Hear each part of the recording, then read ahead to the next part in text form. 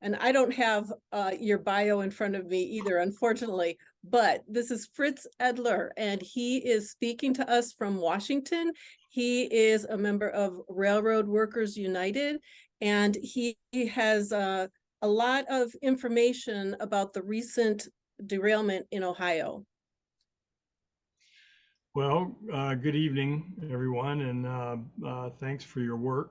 This is important stuff. Whenever we have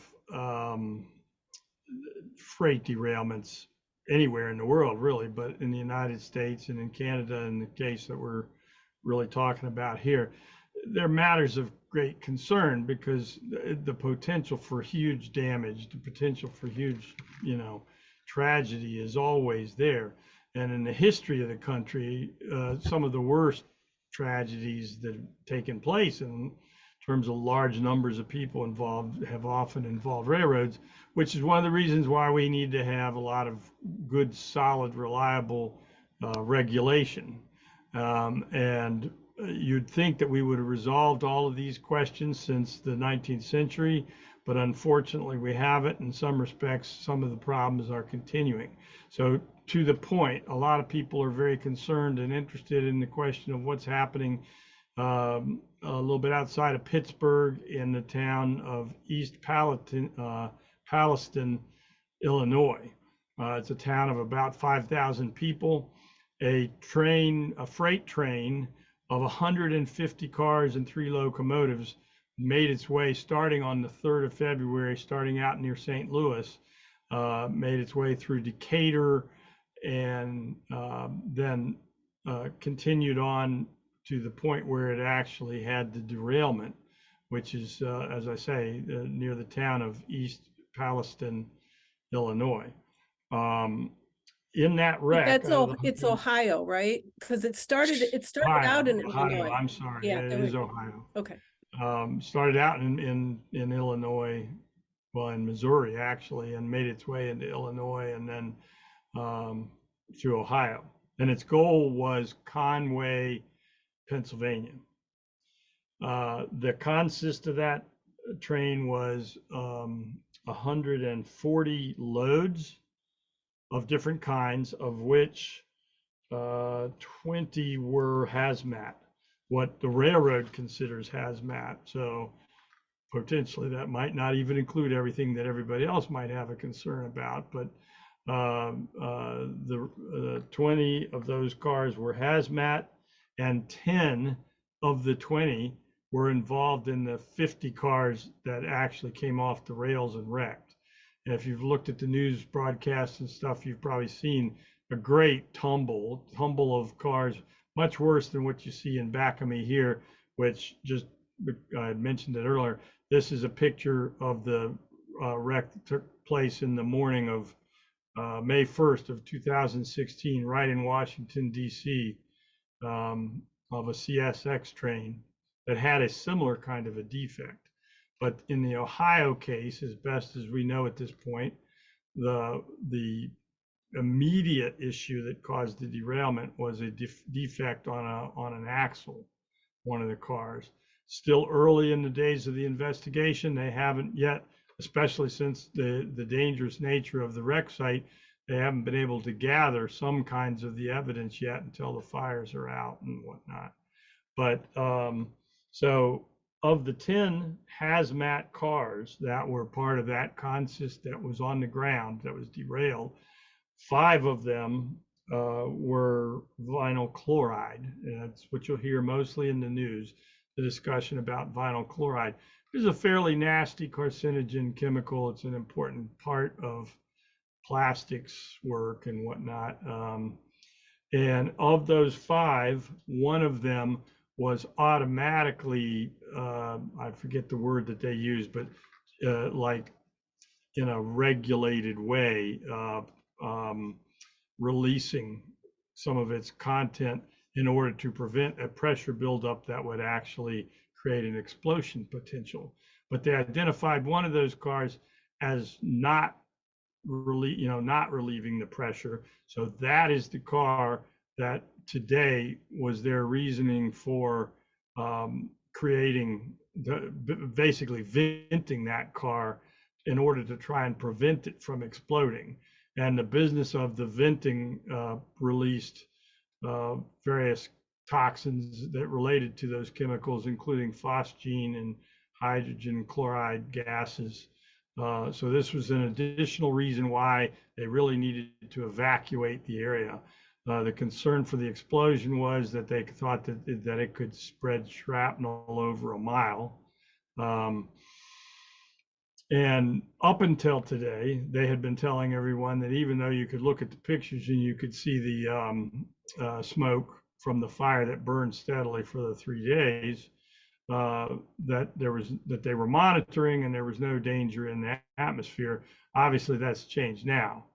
I'm not a scientist. I can't speak exactly to the specifics of what that all means, but it's clear that this situation is going to be one of the ones that are going to be the poster stories for big devastating wrecks that harm communities. So it's more important than ever that we do what we have to do in order to be able to change the managerial policies, change the regulations to be able to minimize those things. Because as I said a little earlier, some of this stuff is really reminiscent of the 19th century. In 21st century, we have much better knowledge, we have better equipment, we have better materials, and we know how the better practices would be. But unfortunately, we can't get the for-profit carriers to always do what they're supposed to do. In the days that go forward, there'll be more information that'll come out.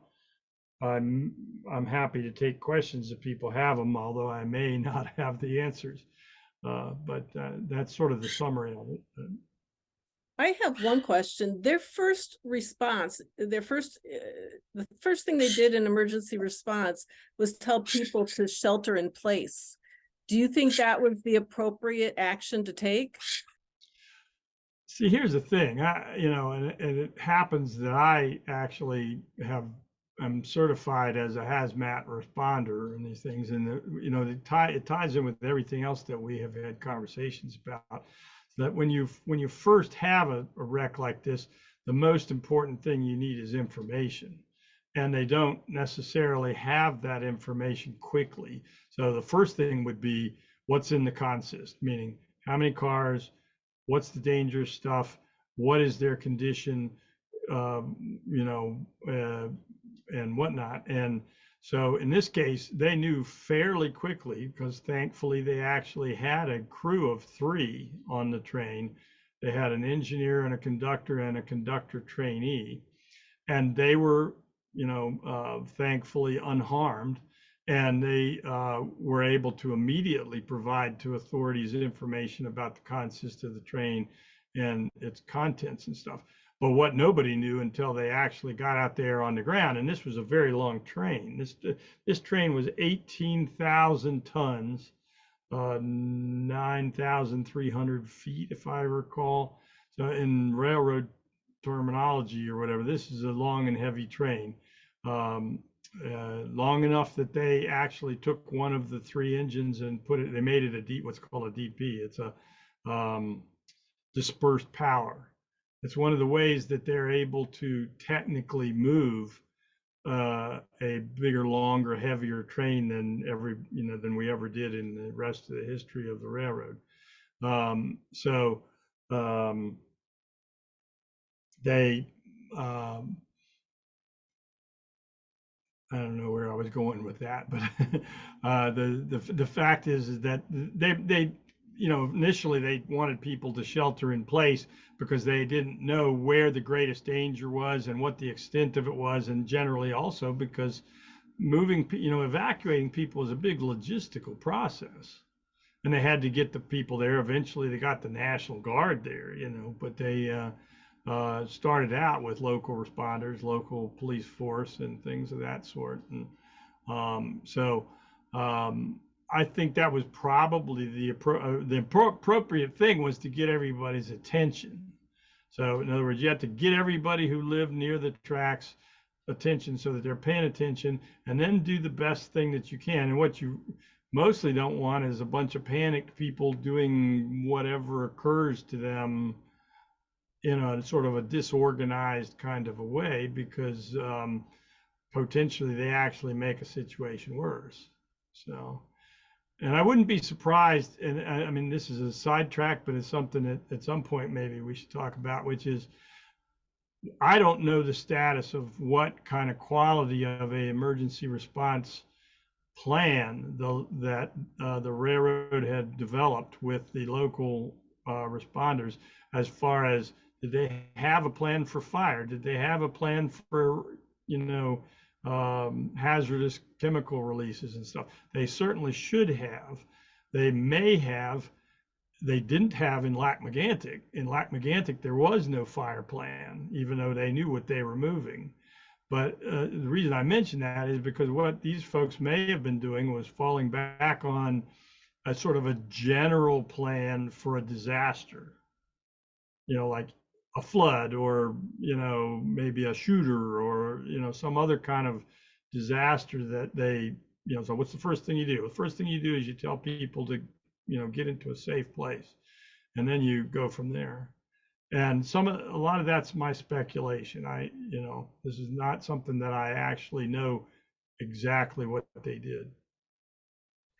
Well, I think you're probably right on, because I spoke to emergency response here in Lake County and in McHenry County. They're sorely underfunded and understaffed. Lake County only has 3 paid staff, McHenry County only 4. So they rely heavily on volunteers, and they definitely don't have any school related response specific to this kind of a situation. They tend to go back to general planning, just like you were saying. Yeah. At least here in Illinois, the two LEPCs that I. Right. Are there any other questions? Yeah.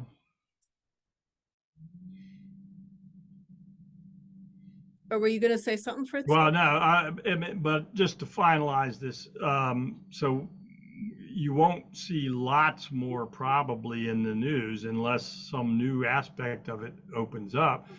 The NTSB will take many weeks to do their very thorough examining. I think they said that a preliminary report would not be available for, I want to say 6 weeks, but it could be longer than that. And, that's okay. I mean, the wreck has already happened. The damage has been done. What we need to do, though, is to make sure that we properly assess everything that happened, so as to try and make sure that these things don't happen again. And I want to add that well, I already said this, which is that, so there's the immediate cause of the wreck, which at the moment appears to be this one axle on this one car, and that would be sufficient. But we do believe that there are other factors, including the dynamics of the extra long heavy train and the way they put it together, and we have evidence for that suggests that they made the wreck even worse by the way that they put the consist together, in contrast to historic practice. So. Oh, my question, Fritz. So you said that they vented one of the cars, and that refers to releasing this carcinogenic gas into the air, right? Yeah, again, I'm not a scientist. I don't know the specific. I know I've seen several references to them saying that it would involve phosgene gas and hydrogen chloride, I believe, in addition to just the liquid vinyl chloride. And I also don't know whether any of this is burning, which is actually an important question. I know that they did this with a small explosive in order to, because what happened apparently, I mean, again, this is somewhat speculation, but it's based upon what has been reported, is that one of these cars was developing this internal pressure that normally, properly, by the design of the car, would automatically be getting, periodic venting to keep the pressure down. But for some reason, because the damage done during the process of the wreck, that automatic, sort of pressure release mechanism was not working. Therefore, that's why they had to breach that car and vent those products into the atmosphere. And so I don't know. I'm not there and whatnot. I don't know if there's anything beyond that those specific gases are released. I don't know if there's, again, I actually, especially because of the Megantic experience, am concerned about the process of dangerous chemicals that burn, because that's a whole other chemistry set. So I don't know if that answers your question or not, but the car was supposed to vent, which in a certain respect you go, oh my God, I don't want it to vent, but the alternative to having it vent is blowing up. So that's what happened. And shrapnel flying for a mile. And not only that, but I mean, and that's bad enough, but you're still going to get chemical everywhere. And if it blows up, maybe it releases an entire tank car full of chemical, as opposed to just the amount that they have to release in order to reduce the likelihood of an explosion. What I don't get is, if they know that it's going to vent like that, how could they make a report that the air quality is fine? This is me reading through the lines or whatever, but I think what it is that the car that was properly leaking, some places call it leaking, but the pressure release thing was going off. It's leaking a liquid chemical, the liquid vinyl chloride, which is a dangerous chemical, which you don't want, but it was not vaporizing or whatever and turning into gases and whatnot. And so, and they claimed that they were, and I have no reason to not believe them, that they were monitoring the air around the site. Now, of course, we also know that it couldn't, I mean, the air was not unaffected because there was all this dark, horrible smoke and whatnot like that. So there was chemicals involved, but the chemicals of sort of what you might call, regular kinds of burning, perhaps, but and hopefully the kinds of things that don't last long times. Well, thank you very much for that update, Fritz.